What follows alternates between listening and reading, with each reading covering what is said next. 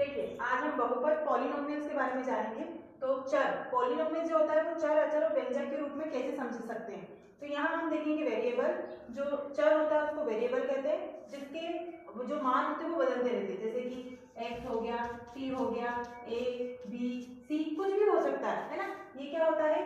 चर, जिसको बोलते हैं वेरिएबल। अब अचर क्या होता है? जो से कांस्टेंट, जो कि फिक्स होती है, उनकी वैल्यू कभी नहीं बदलती। जैसे कि हमने मान लिया 1 6 9, जो भी 1 2 3 होता है वो सब फिक्स होते हैं, उनकी वैल्यू कभी भी चेंज नहीं होती है।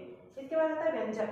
जब x और 1 2 3 इन दोनों को मिलाकर कोई मान होता है तो वो व्यंजक, जैसे कि लिखा 6x + 9, तो ये एक व्यंजक है, ठीक है ना। इसी को हम क्या कहते हैं? ये दोनों मिल जाते हैं, ये एक व्यंजक है। और जब प्लस माइनस का साइन होता है, संक्रियाएं लग जाती है, तो ये कहलाता है बहुपद, जिसके बहुत सारे पद होते हैं, ठीक है ना।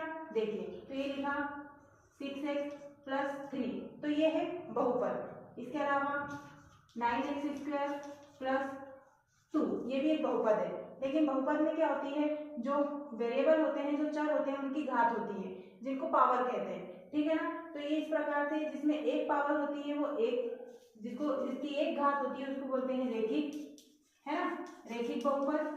और जिसकी सबसे बड़ी घात 2 होती है उसको बोलते हैं द्विघात। क्या कहते हैं? द्विघात। और जिसकी सबसे बड़ी पावर जो होती है वो 3 होती है। कितनी होती है? 3, तो उसको बोलते हैं त्रिघात बहुपद। है, समझ में आया?